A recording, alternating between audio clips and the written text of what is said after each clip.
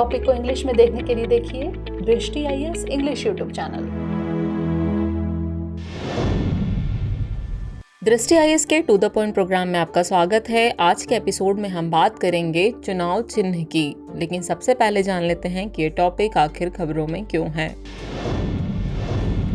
हाल ही में एक राजनीतिक दल ने पार्टी के प्रतीक पर दावा करने के लिए भारत के चुनाव आयोग की ओर रुख किया है। तो देख लेते हैं कि ये चुनाव चिन्ह क्या होते हैं। चुनाव चिन्ह एक राजनीतिक दल को आवंटित एक मानकीकृत प्रतीक है। पार्टियों द्वारा अपने प्रचार के दौरान इनका उपयोग किया जाता है और इलेक्ट्रॉनिक वोटिंग मशीन यानी EVM पर इन्हें दिखाया जाता है। चुनाव चिन्ह को अनपढ़ लोगों को मतदान की सुविधा के लिए पेश किया गया था, जो वोट डालते समय पार्टी का नाम नहीं पढ़ सकते हैं। 1960 के दशक में यह प्रस्तावित किया गया था कि चुनाव प्रतीकों का विनियमन, आरक्षण और आवंटन संसद के कानून के माध्यम से किया जाना चाहिए।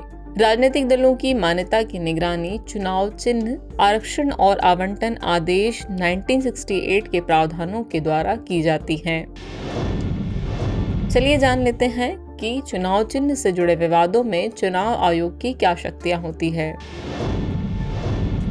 चुनाव चिन्ह, आरक्षण और आवंटन आदेश 1968 चुनाव आयोग को राजनीतिक दलों को मान्यता देने और चुनाव चिन्ह आवंटित करने का अधिकार देता है।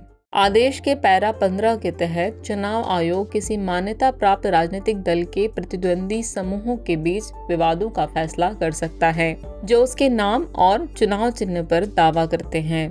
1968 से पहले चुनाव आयोग ने चुनाव नियम 1961 के संचालन के तहत अधिसूचना और कार्यकारी आदेश जारी किए। इसके तहत विवाद या विलय पर मुद्दों का फैसला करने के लिए चुनाव आयोग एकमात्र प्राधिकरण है। सुप्रीम कोर्ट ने 1971 में सादिक अली और अन्य बनाम भारतीय चुनाव आयोग में इसकी वैधता को बरकरार रखा। ऐसे सभी प्रतिद्वंदी वर्गों या समूहों के लिए आयोग का निर्णय बाध्यकारी होगा। यह मान्यता प्राप्त राष्ट्रीय और राज्य दलों के बीच विवादों पर लागू होता है, जहां राजनीतिक दल में निश्चित रूप से यह कहना संभव नहीं है कि किस समूह के पास बहुमत है। चुनाव आयोग पार्टी के चुनाव चिन्ह को फ्रीज कर सकता है। इसके बाद आयोग दलों को नए नामों के साथ खुद को पंजीकृत करने या पार्टी के मौजूदा नामों में उपसर्ग या प्रत्यय जोड़ने की अनुमति दे सकता है। यदि भविष्य में राजनीतिक समूह फिर से एकजुट हो जाते हैं तो चुनाव आयोग से संपर्क कर एकीकृत पार्टी के रूप में पहचाने जाने की मांग कर सकते हैं। आयोग को समूह के विलय को एक इकाई के रूप में मान्यता देने का भी अधिकार है। तो व्यूअर्स, अब वक्त हो चला है अभ्यास प्रश्न का।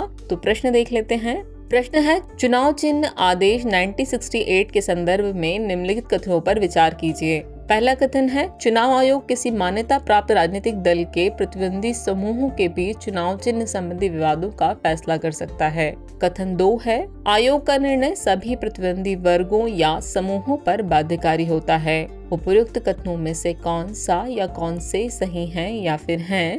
केवल एक, केवल दो, एक और दो दोनों, और न तो एक न ही दो। तो व्यूअर्स, इस प्रश्न का जवाब कमेंट बॉक्स में देना न भूलें। जल्द ही मिलेंगे एक नए टॉपिक के साथ। तब तक के लिए शुक्रिया।